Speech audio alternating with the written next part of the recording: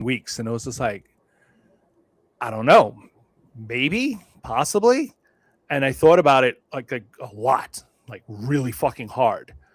And I was like, well, I'm not going to be the one raising this kid. So, even if I am a shitty father, I'm not going to be raising the kid. So how bad could it possibly be? Yeah. So I said yes, but I had been with she wasn't Mrs. Ogre at the time, but I had been with her at that point for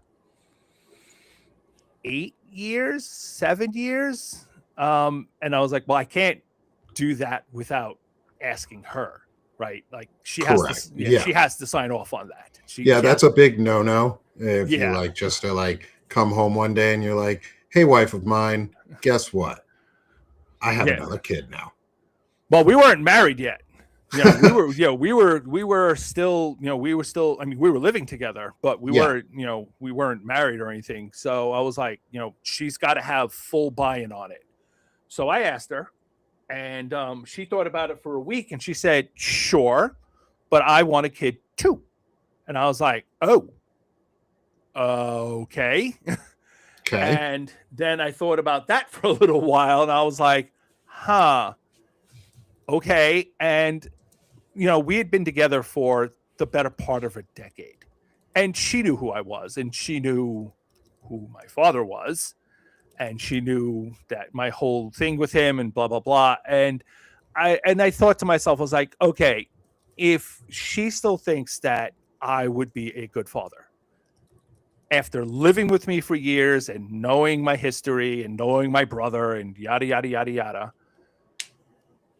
sure. Okay, fine. We'll give it a shot. Right. And I'd already gone in on the concept of having a kid with my friend Maria and her partner. And I was like, okay, well, if we're going to do this, we're going to fucking do it. Right. So I proposed. I was like, well, if we're going to have a kid on purpose, let's get married. So et cetera, et cetera, et cetera. Yeah. So that's how I ended up having 2 kids with Mrs. Ogre and 1 kid with Maria and Jenny. Like Maria broke up with the person she was with at the time. And a couple of years later, Mrs. Rosario had a couple of miscarriages, and we had to wait until we had our kids. And then Maria, I got her pregnant, artificial insemination, et cetera, et cetera, et cetera. But she was with Jenny. They still wanted a kid. Now I have Anastasia and Jordan and Kyle. Kyle would be the donor baby. He's adorable. Yeah. He's 12. He turned 12 in August. It's great. And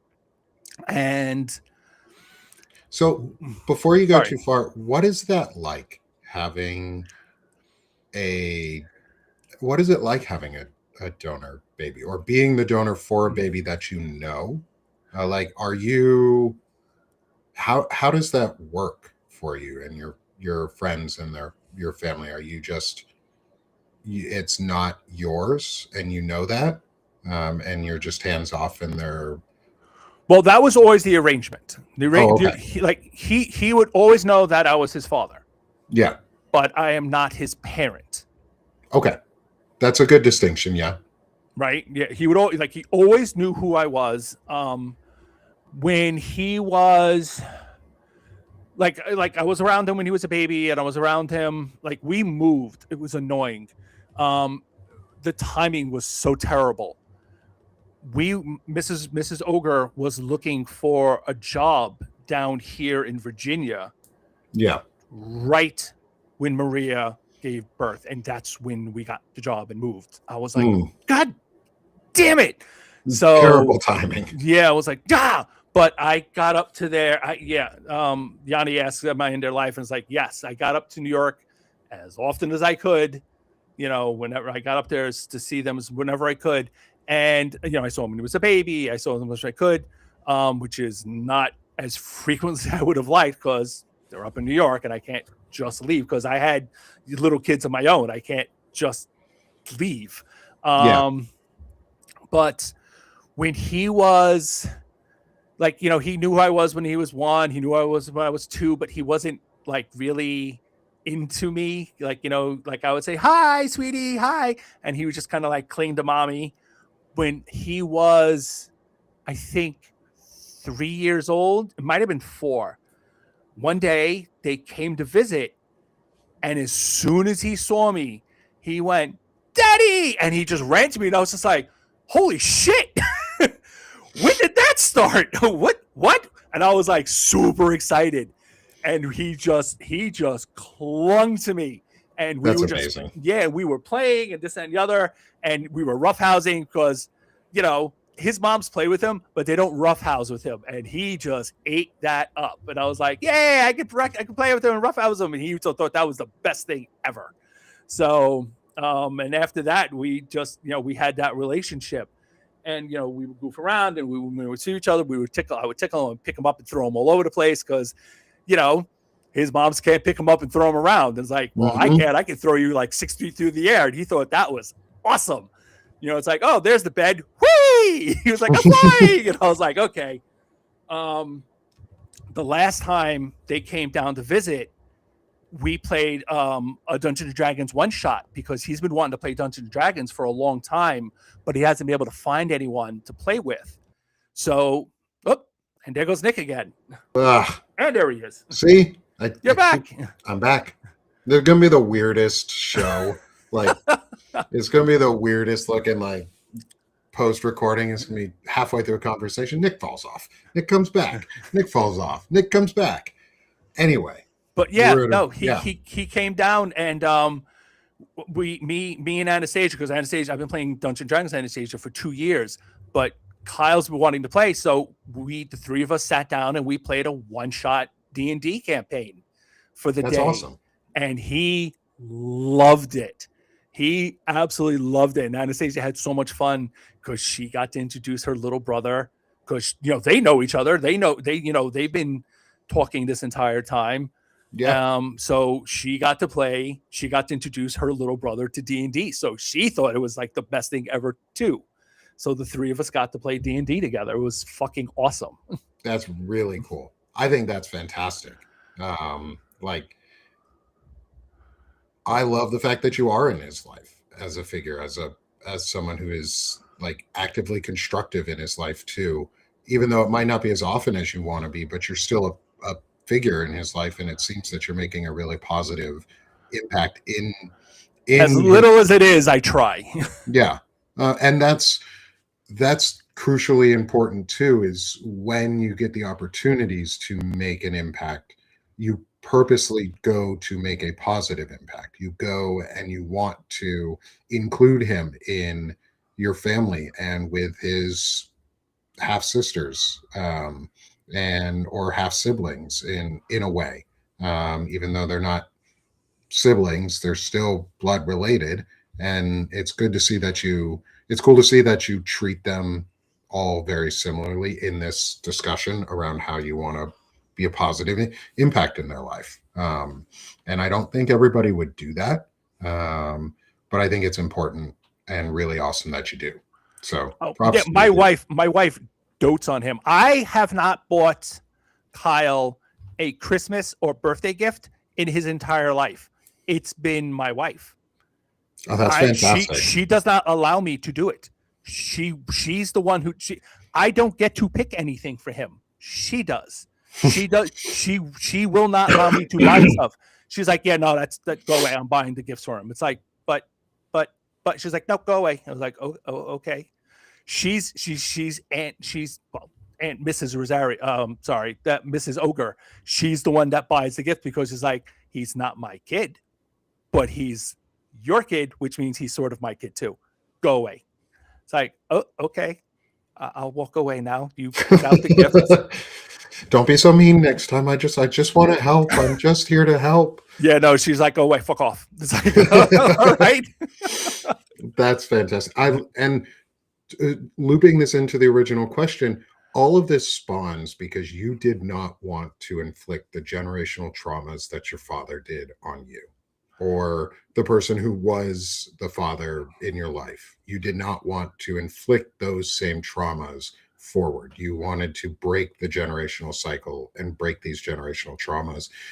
And I applaud you for that. And it's a theme that I've seen keep recurring in all these discussions is there is something that we want to better in our lives, and there's something that we are actively for, and you are actively for not passing that trauma on. So you're doing things that include that you made key choices on, like, don't not doing drugs or getting into alcoholism, and it's a choice to do those types of things. And Well, it's a choice. the first 3 or 4 years, when when the kids were babies, the first 3 or 4 years, it was literally fake it until you make it.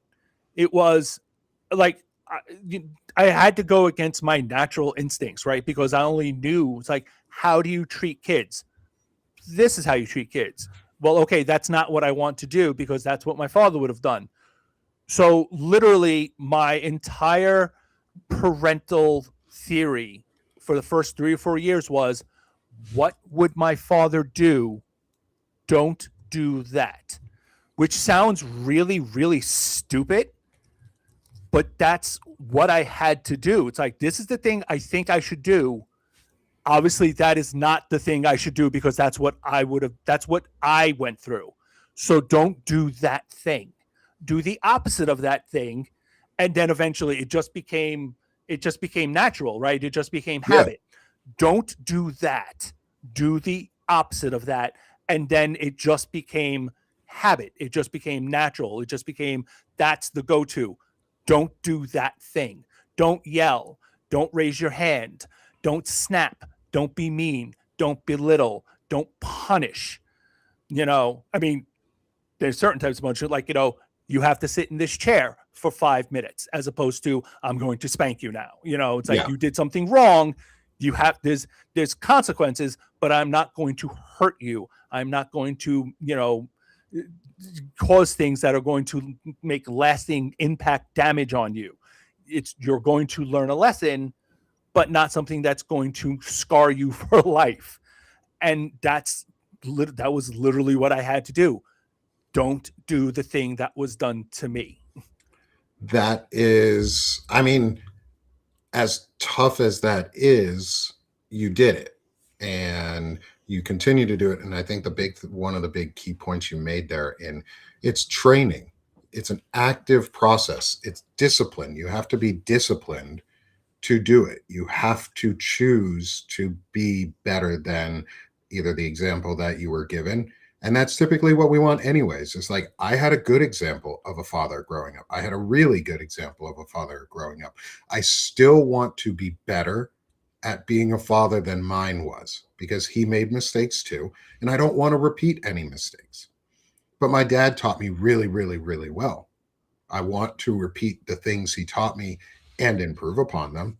Yours is just coming from the opposite direction because you don't want to repeat those mistakes that were destructive and harmful. And that is a choice. That is you living with the consequences of your actions and values. And your actions are to not pass on that trauma. So keep that up, dude. Especially the part where, like, key focus in on is it's training. It takes a while to get used to. You are breaking indoctrination of what fragile masculinity looks like and training yourself into a new masculinity that's better. And one of the ways we get there isn't just through the masculine figures in our life. And that's why I've expanded this first question on purpose to include the second half, which is, who has been the most influential feminine figure in your life, for same idea of positive or negative? Yeah, I'm sure a lot of people say their mother, and she had a lot of influence. I mean, the reason I write is because my mother. Like, I inherited that from my mother. My mother was a writer, not professionally, but she could write, and I know I picked that gift up from her, which I've passed on to two of my children. My brother can write, his daughter can write, so I know it is a generational thing. But oddly enough, the most influential woman is, she has no idea either. It was a woman I worked with for my first. Whoop, bye, Nick. No. Hi, Bye, Nick. Nick. Bye, Nick. Jesus. Substack really hates. I'm not even on my VPN right now. Like, that's normally the issue. And Restream is mad at me today. Yeah, really. Um, so it was a woman I worked with when I worked at KB Toys way back in the day when KB Toys still existed. But her name was Teresa. And I worked at KB Toys when I was 17, maybe 18. And Teresa was like a year or two older than me. I don't think she was an assistant manager. She might have been a key holder, but Teresa was. I mean, I'm a big guy. I've always been a big guy, but she was a little itty bitty tiny person, right? If she was 5'3", I would have been surprised, right? Yeah. Like I towered over her, and I was easily 120 pounds heavier, easily. Even when I didn't weigh as much as I do now, chunk. But so she was a little itty bitty tiny person, and yet, Teresa, this little itty bitty tiny person, and mind you, wasn't like she worked out, right? It wasn't like she was a short person who, she hit the gym and she was muscled. She was tiny and she was slight. Okay. And she still just in the stock room did not give a shit. Like she was like, I don't care, whatever. Boom, picked up boxes and just tossed them around like it was nothing. Like she just never cared. It didn't matter. She was there to do her job. And she was just so I've worked with a lot of women. Yeah. And a lot of them are like, well, I can't lift that. It's too heavy. Oh, I can't do that. It's too much. Oh, I can't do that. I can't move that stuff. It's too heavy. And she was like, I don't give a fuck. I don't care. Unless it weighed as much as she did, she picked up the box and she fucking moved it. And I was always in fucking awe of that. I was like, that's what a fucking woman is. That's what a person's supposed to be like. Cause like, I don't care. I'm here to do the fucking work. You're paying me. I'm doing the job. I don't give a shit. She didn't care. Like she didn't give a goddamn tiny bit. It's like, I don't care if I'm a woman. I'm here to do the job. Boom, move, work.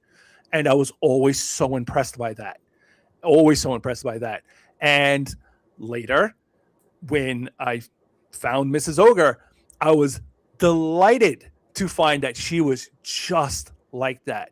She's not strong, but she never cared. She was like, I am a foot taller than she is. I outweigh her by 100 and something pounds. And it's like, yeah, we need to move this couch. She's like, okay. And she would just help me pick up the couch and move it. And it was like, how are you doing that? She's like, I don't fucking know. It's like, you're not that strong. She's like, nope, but we got to move the fucking couch. And she would just do it. And it was like, I love you. And it was just, she just didn't let the fact that she was a smaller, significantly weaker woman stop her from doing stuff. There was just some women who were just like, I can't do it because I'm a woman. And she'd be like, I don't give a fuck. That doesn't mean shit to me. It's like weaker sex my ass. I got shit to do. Get out of my way. And it was like, yes, that's how you fucking do it.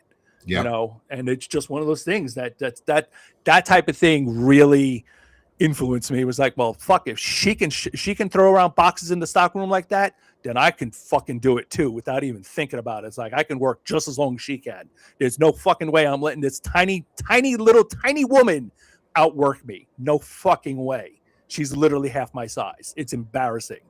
So, never mind Macho Man. It's like she's literally half my size. I can't say I'm tired if she's still fucking going like an engine. So, yeah, that's Teresa. That's pretty awesome.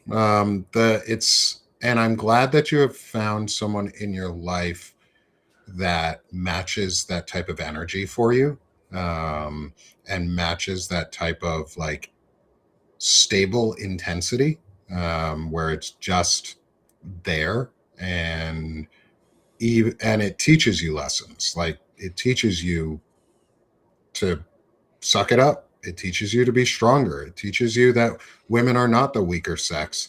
They have been trained into being told they are, but I doubt women are the weaker sex. I have doubted that for a long time. I think men, we like to take the easiest routes possible and do the least amount of work. And just like you, I've had a lot of really powerful female influences in my life and feminine influences in my life that have helped drive me to be better and show that I'm just doing it like these things because I'm lazy, not because I don't want to or can't do them. And Right. I think what I see out of your story of Teresa and your wife and Mrs. Ogre here is both of them challenge you to be better without like aggressively like trying to put dominance over you. They aren't trying to dominate you with what they're doing as a person. They're just living their life. And it's giving you an example of what it looks like to be strong without dominance. Oh, absolutely. Yeah, she was never just like, come on, you weakling. She was just like, nope, just doing my job. La la la la la la la. And it was just like, well, fuck. And she was always professional about it. That was the thing. That's the thing that always got my attention. It was just like, she just does her fucking job. And it's like, I mean, I had one or two jobs before I was working there, but she's the person I learned how to be a fucking professional from. Yeah. Like, you're there to do the job. Do the job. Yep. And like our friend Yanni says in the chat is women can grow a human being in their bodies. They're far superior to men. Like I've said, is a pussy can take a pounding, testicles cannot. Which is why I call men, when they're weak, testicles and taints and ball sacks and penises. And Stephen Miller's a smegmomaniac. He's the smegma of human beings. He's that yeasty substance inside of an uncircumcised penis that just pops out and everybody hates it. It's gross. It's unclean. It's disgusting. But I won't demean women because they're the stronger sex. They prove it all the time because they're not fucking lazy. Men, I think part of this is breaking through the laziness cycle in men. Is we could be an equal sex or an equal side of the spectrum if we weren't so fucking lazy and passed it off to other people to do the work for us. And I think that's a lot of what this discussion to me is about, and why a perfect opportunity to move into our next question is, what does intelligent masculinity mean to you? Intelligent masculinity. I mean, it means being aware of who you are and your impact on the world around you. Like, okay, so I'm 6'1", Yeah. and I am not a thin 6'1". Like, even if I lost the weight, I would still never be a thin 6'1". I'm always going to be a large, big presence moving through the world. And part of that means that I have to be aware of what that means to other people. Yes. Because it doesn't matter whether I want to be threatening or not. I am threatening just by my sheer size. And part of intelligent masculinity means understanding that, and navigating the world with an eye towards how other people view me.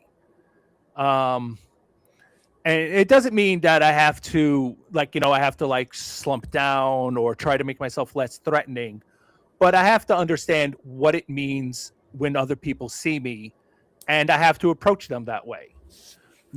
Like, I can't walk up to smaller people in a dark alley. I can't walk up to women in an elevator and say, "Hey, how you doing?" Like, I can't. I have to understand that.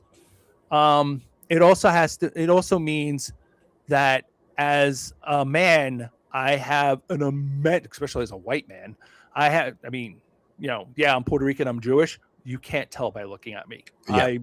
I'm passing as a white man in a white man's world. I have an enormous amount of privilege when I move through the world, and I have to be aware of that as well when I interact with people.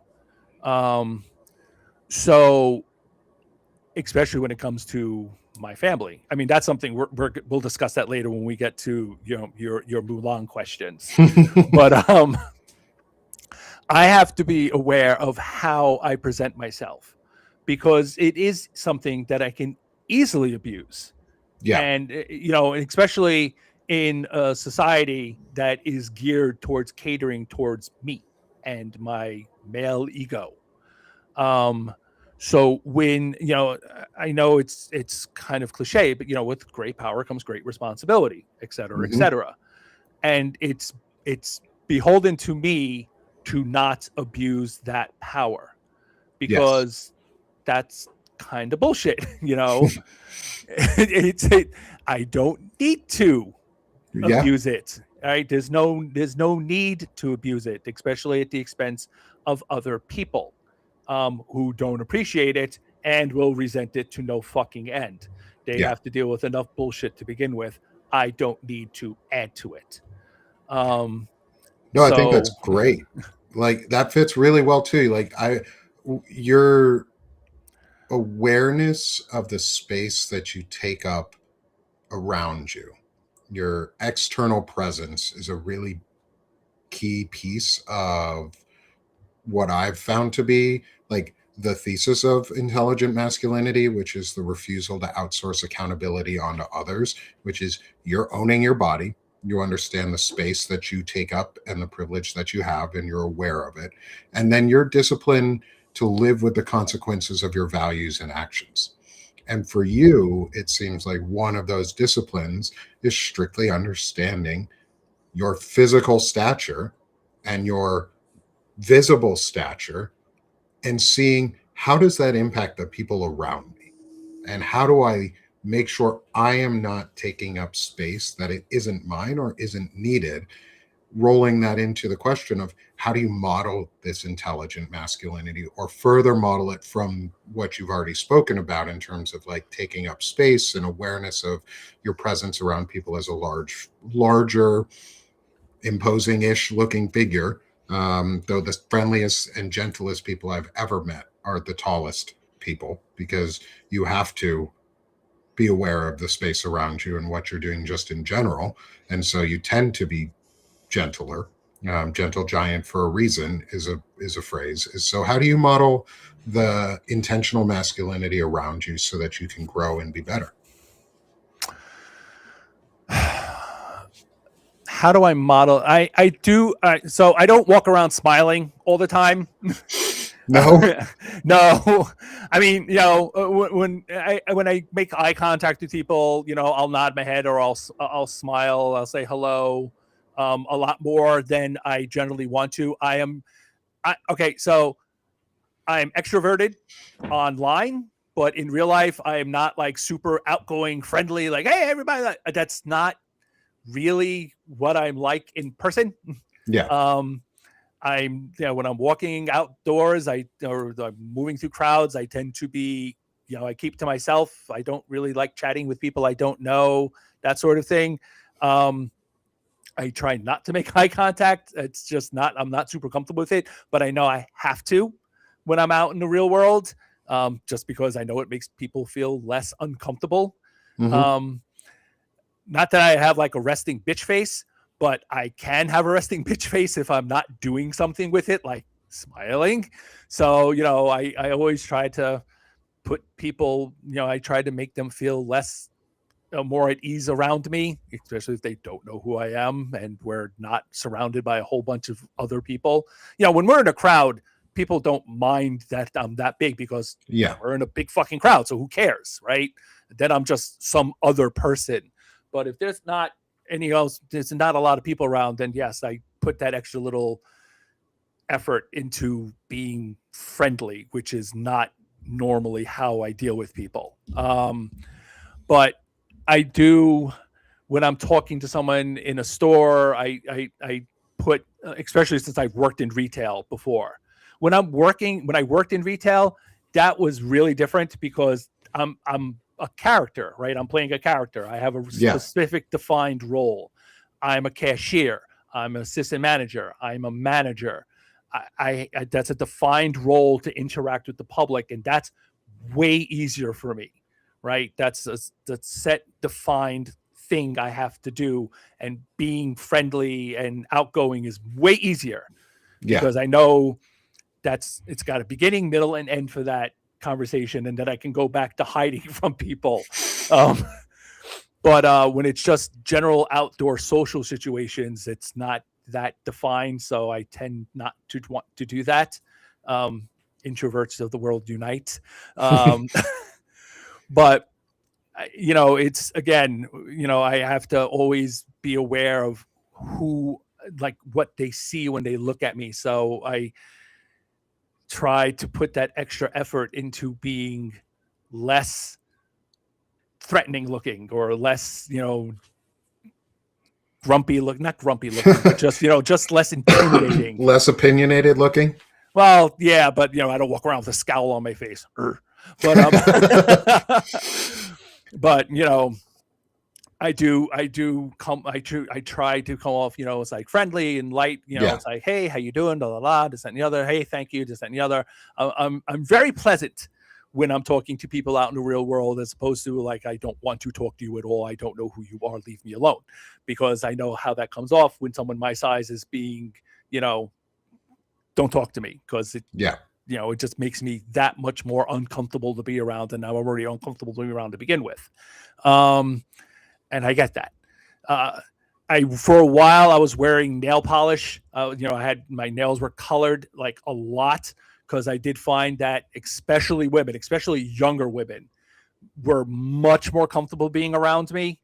I actually had several mention that to me, which I really do need to get back to painting my nails again. One, because I like how they look, because it's pretty, but also I know it puts, again, mostly women, it puts them at ease around me, because ain't no MAGA in the world walking around with painted fingernails. It doesn't matter how big or scary I look. They see those nails, and the first thing they think is, that's a safe person, because that's just not a thing that you're going to get from some, scowly, grumpy old white, because I'm old. I'm in my 50s. Some grumpy old white guy, he can't be that bad if he's fucking got rainbow fingernails. Yeah. So something I really have to get around to doing. I just got lazy about it. So, but it's, sorry, what were you going to say? I was going to say the intentionality of it is important. And I think I've done that too. It's like, I haven't for a while, but I paint my nails too. I'm not a hugely imposing person. I'm 5'9", like I'm an average size adult male in the US. I'm not overly heavy set. I'm not overly thin. Like, I'm just a regular size white dude who just happens to speak up a lot. And we have to make ourselves, it's the intent behind it, is the action to let others know. My dog bell is going off. Asking or making the intentional choice to let others know that you are a safe person, or you are a person who will and does fight for them, or fight for others, and uses that privilege. I have a feeling I've got somebody at the door. Oh, that's a very excited dog. Well, I got 3 of them, so they get all sorts of excited when things. Hey nerds, chill out. It's okay. It's okay. The delivery guy ain't gonna hurt you. Oh yeah, just a good boy. Now I'll pet him and just keep him quiet. So with all of this, because you are very aware, it seems what you've been talking about is you're very aware of yourself and what you're doing and how you move through the world. Is how do you self-reflect and self-evaluate on your actions that you've made, either during the day, course of the week, course of the month? What do you do to self-reflect? Okay, when I was a kid, my parents had a very ugly divorce. My mom left when I was 6, and I had some issues stemming from that. that, and Mm-hmm. the abuse. So I had a rather troubled youth. I got in trouble in school a lot of fights, this, that, and the other. That all culminated when I was about, I'm gonna say 9 years old, when I put a kid in the hospital. And after that, because I was always a big kid, I was always one of the bigger kids in the school, and by the time I was 9, I had gotten big enough where I was strong enough where I could actually hurt someone, like for real. That's how the kid ended up in the hospital. And after that, I went to a therapist, and that's when I hurt this kid, I realized that this is a problem. If I'm big enough to hurt someone to put them in a hospital, I'm big enough to really, really seriously hurt someone, like for realsy. Obviously, hospital. He's fine, but it was like, okay. Even at 9, I started to realize that's a problem. I need to maybe not do that. And that's when I started to think really, really hard about what I was doing and why I was doing it. Therapy helped. Yeah. But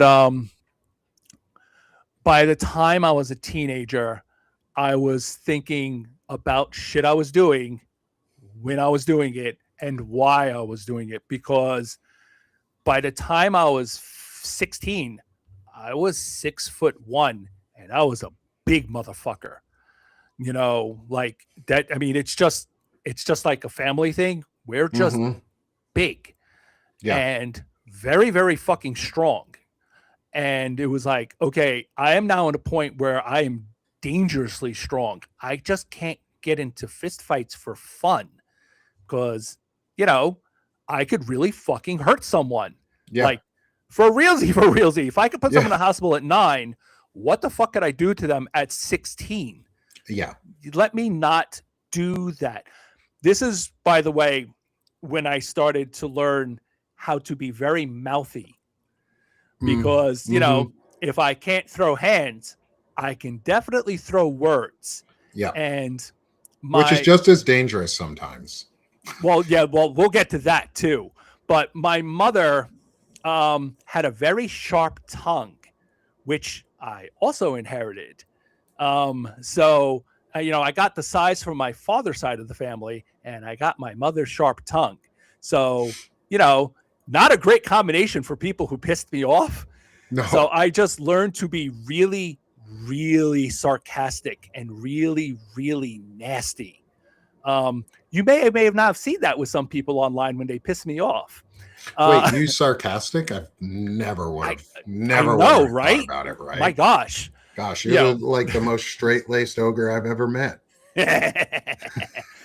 But and I had to learn how to, control the temper, which, that comes from both sides of my family. But I had to be able to think very, very hard about what I was doing and why I was doing it. And that has just carried through my entire life. Like, I have to think about what I'm doing, why I'm doing it at all times. I don't have the luxury of losing control. Yeah. Because there's always that temper that comes from my father's side and my mother's side.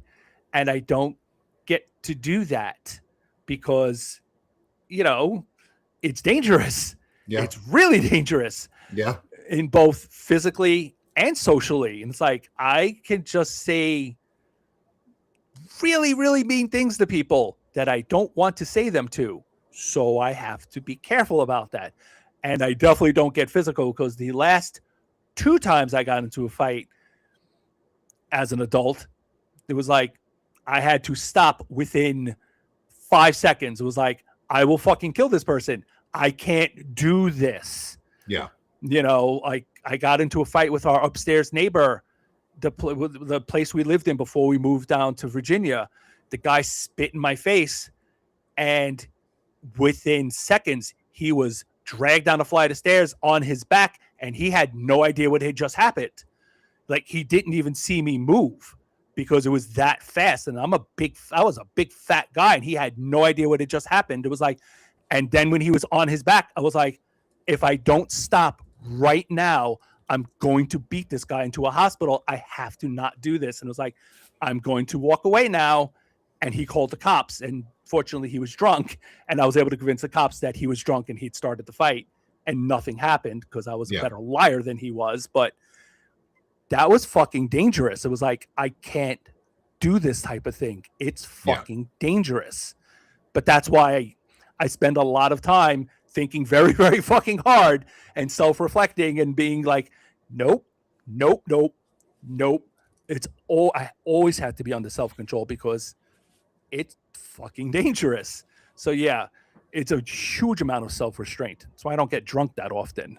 But that's fair. I mean, you are self-reflecting and self-evaluating on things and making a choice. And in our comments from Glenn, spitting is considered assault. So they were in the wrong in the first. You were defending yourself back, which you do have the right to. However, you also cannot go overboard in this country because then it becomes assault on your part. Like, there is a limit to what you can do in response, and understanding your own limits and reflecting on them before they happen, instead of having to wait until after this person did that. And then you responded. Like, intelligent masculinity, it's a better humaning thing. It's that pause between the act of doing and saying, oh, should I fucking do this? Real quick in your head, and letting your brain give you the right answer and trusting that the answer is probably not most of the time. Like, no, I'm going to stop real quick and reevaluate what I do. And Ogre's had to do that. It sounds like you've had to do that basically your entire life, and that you have internalized that need and turned it into a way to make sure that you aren't being dangerous or are growing from the instances where you had issues, and you're learning from them and not letting them happen again. And that's self-evaluation, self-reflection. And that's what masculinity and better humaning in general is about. And so let's get into our fun questions. Yeah. Before that, it's also smaller things where I try really, really hard not to do like knee-jerk reactions. Like, it's like when, like, my daughter, I argue with my wife about this all the time. Like, my daughter asks about doing something, and Mrs. Ogre will immediately say no. And then I will ask her why. And she won't be able to tell me why she said no. And I was like, okay, but you have to be able to explain why you said no, even to yourself. And I don't do that. Like, if I don't immediately have an answer, or if I immediately have an answer, if I don't know why I am saying yes or no to something, well, more specifically, if I say no to something, I have to be able to explain to myself, much less my kid or Mrs. Ogre. Yeah. You know, if I'm telling you no, I need to be able to explain to myself why I'm saying no. I have to. Otherwise, I don't have a good reason. And that's Agreed. one of those things I just like, okay, hold on. There's something about it that's bugging me. I need to be able to explain what it is that's bugging me. And if I can't explain it, then it's not a good reason. I have to. I'm better at that than my wife is. And she's getting better at that because I've been pestering her about it for a long time. She'll just say no. And I'm like, but why? And she's like, I don't know. And it's like, well, then you need to sit down and think about why. And then she'll think about it. It's like, well, that's because my mother used to tell me no. And it's like, but that's not a good reason. You know, is there an actual reason? It's like, well, no, that's just how I used to do it. But that's not a good reason. Yeah. You know, and I've done that too. And it's like, well, that's not how I did it as a kid. And it's like, but that's not a good reason not to do something. It's like, I don't really care if she stays up late. It's like, I just don't think she should stay up late. It's like, but that's not a good reason. She doesn't have to get up tomorrow. So why do I care if she stays up late? She doesn't have to do anything in the morning. So why do I care? I don't care. I care because I don't think she should stay up late. That's not a good reason, you know, and I have to, you know, and I'll occasionally argue with myself. That's, you know, so there's two versions of it, you know, there's the man version and then there's the parent version. Yeah. So. Yeah. Well, and I think you make a really important point there, is that the stopping and asking why question. And it fits in with a question that popped up in the chat from a friend of ours, a friend in the chat, Joe, was asking, why do men become violent once married? It's like a flip switches. It's because they're not actually intelligent or really masculine men. They're abusers hiding behind a mask. They use the mask of masculinity to get someone into their life, and then they can take the mask off, and there's nothing that person can do a lot of times, unless it's like leave. But that's really hard in some situations, in some scenarios. So, and honestly, sometimes the man doesn't even know he's an abuser until he's there, and then it's like, oh, this is who I am. And then it's too late for them too. Not to excuse them, not at all. Sometimes they just don't know. Yeah. And they find themselves as abusers, and because they've never stopped to ask themselves either, is what I learned as a kid, was that right? Or what I was taught, the lessons I learned, were those right? They just pass them on. They don't ask the next question, which is why.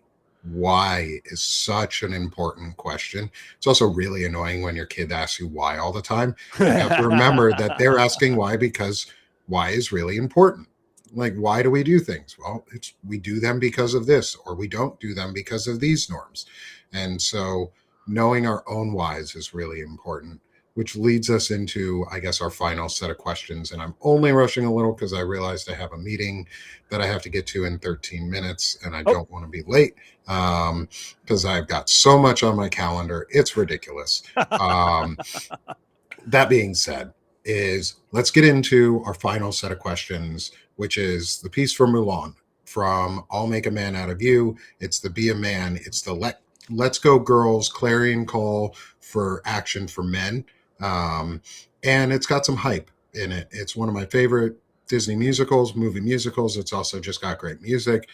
And as a choir kid growing up, it was a great way to like just have some fun and say like super like, these are the masculine things that people talk about. But as I grow up, I've realized that the chorus from that song isn't just about physicality.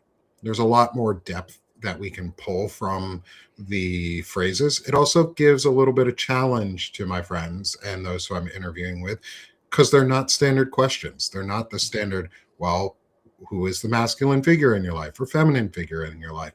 These ones get you to think just a little. So let's get into it for our Mulan, I'll Make a Man Out of You segment of the intelligent masculinity questions. First, what does it mean to you to be as swift as a coursing river? Fortunately, I heard you ask these questions already, so I actually put some thought into it, so we can move this pretty quickly. So you only have a little bit of time here. Swift as a coursing river. For me, this means that I'm decisive, but I mean that literally. I tend to make decisions pretty quickly when it comes to being, to my family. Yeah. I don't spend a lot of time, it's like, well, what do we do this? What do we do that? It's like, nope, we need to do this. Here's the reasons why we need to do this, because otherwise we will be bogged down for hours and hours and days. It's like, we don't have a ton of time, especially we have a special needs son. We don't have a huge luxury of time for stuff because the longer it takes, the more antsy he gets. It's like, nope, we need to do this. We're going to do this.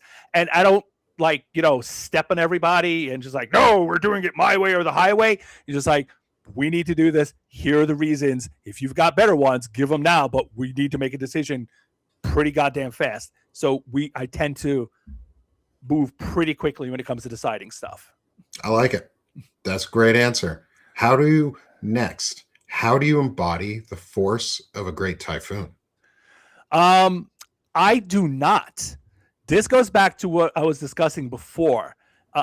Someone my size, I deliberately go out of my way not to do that. I have a big booming voice, which I try not to use. Instead, I was a manager for a very, very long time. I use the manager voice. When I want to get their attention, I do the manager voice. I also do the manager cough, the ahem, which I've done that in a room full of adults as a PTA president, and I've gotten the entire room to just freeze. It's really effective. But I bet. Yeah, I don't, do the whole, it's like, I'm here. I really try not to dominate the room that way because, again, I know how obnoxious it can be for someone my size to do that. But I will use the manager voice, especially when the kids were younger, or I use the manager stare, which I cannot show you, but it's something like this. And they know when I'm staring at them and I'm just like looking with my eyes just wide open. Pull down the glasses a little, just the Chuck Schumer look. They know it's like you're doing something I extremely disapprove of, and I'm going to sit here until you figure out what it is. So yeah, that's my version of a force of a great typhoon. It's way, way more subtle than just bellowing at the top of my lungs, which I can do, great. But it's rude. I think that great. It also fits well with who you are and what you've been talking about throughout all of this anyway. Next question. How are you as strong as a raging fire? I leave the raging for the writing. Again, I don't rage in real life because it's extremely unnerving for everyone around me.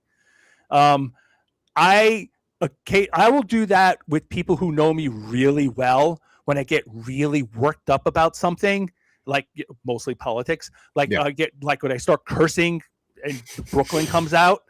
But that's the people who know me really well and who will not get uncomfortable around me getting really angry because they know who I am and will never feel uncomfortable around me.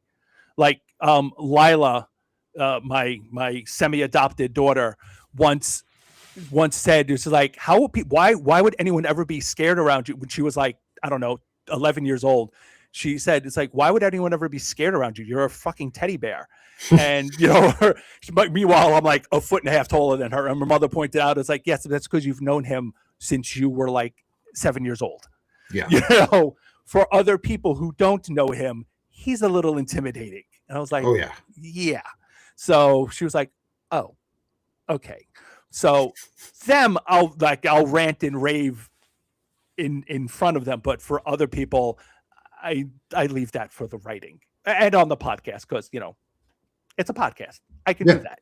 Yeah, you get to do that. It's nobody gets to tell you no that you can't rant and rave on your podcast. Exactly. Except for you or in the end, the subscribers, if they all decide to leave after a rant and rave. Like that's a choice too. Also, I'm a sock puppet, so yeah, you're a sock puppet. Possibly be. Yeah, you can rage all you want. Sock puppets get to rage. Rage against the machine, bro. Like there's no rule against it. Ain't nobody say sock puppets can't talk in the States. That's freedom of speech right there. Finally, and this one is probably going to be an easier one for you than for some other people because you do have some mystery about you, is how are you as mysterious as the dark side of the moon? So there's two things about this. There's what I'm thinking and what I'm feeling. I don't always say what I'm thinking when it comes to the people in my life. I live with 4 women and my son. Jordan's autistic and he doesn't give a crap about what I think for the most part. Yeah, he's mostly like he lives in Jordan land and he doesn't really pay attention to most of us for the most part.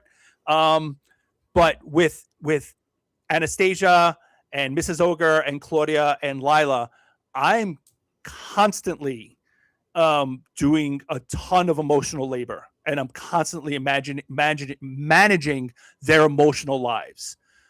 Like during COVID, I spent every waking moment keeping them from freaking out.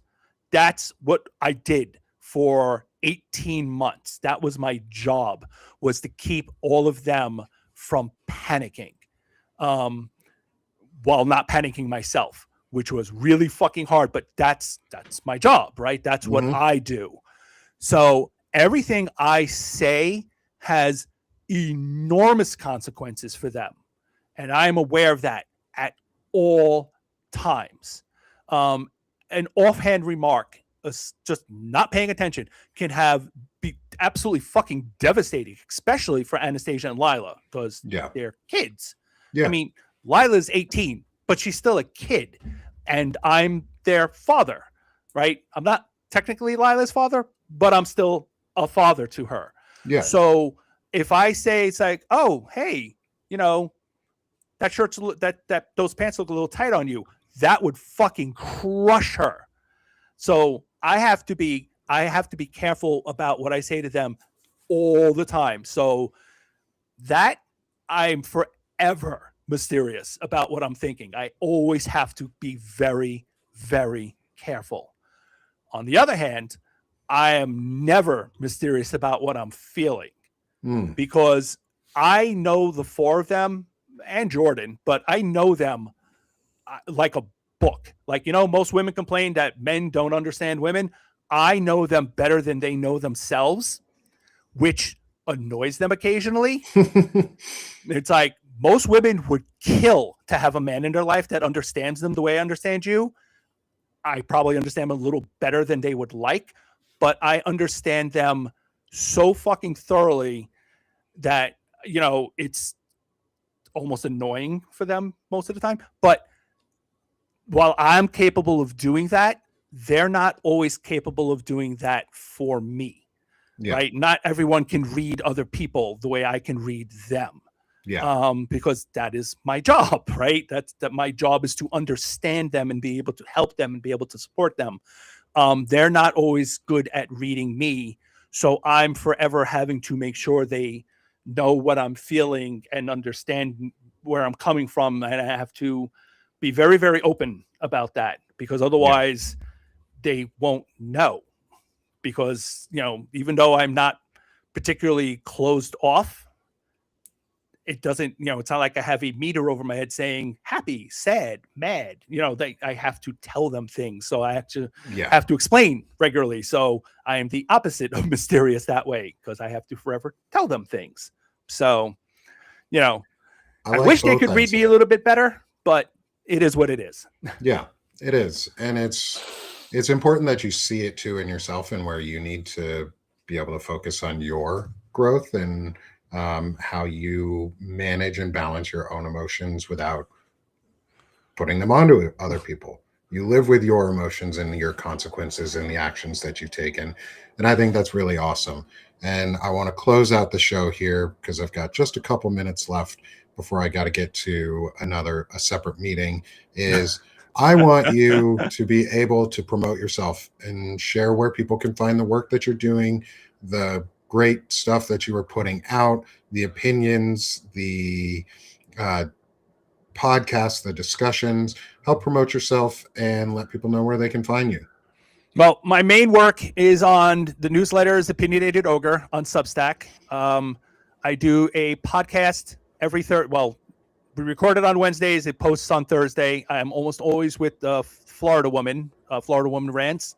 I'm also on Blue Sky, and I am occasionally on Twitter. So it's all under Opinionated Ogre. So that is where you can find me, and please do. Awesome. Thank you, Ogre. I appreciate you for this incredible discussion. This has been a lot of fun and really cool to get to know you more. And I hope everybody has learned something today and gotten something out of this. I'll be posting the show recap later with a write-up of our discussion from what I've learned from Ogre. And then it's going to feed into more articles that are coming out. And look out for this afternoon, there's a new article coming out on intelligent masculinity. If you're catching this on February 4th, there will be disciplined and principle, or disciplined and practiced. Sorry. Disciplined and practiced is the new article coming out here soon. So take a look for that. Take a look for all the show notes. And again, thank you, Ogre, for being here. This is Intelligent Masculinity on the Sick of This Shit publications. I'm Nick Perro, not your dad, but I'm here to help you guys create a new masculinity and internalize it and practice and spread it around. Because you know what? We're sick of this shit and we're getting ready and we're doing this shit. Thanks, y'all.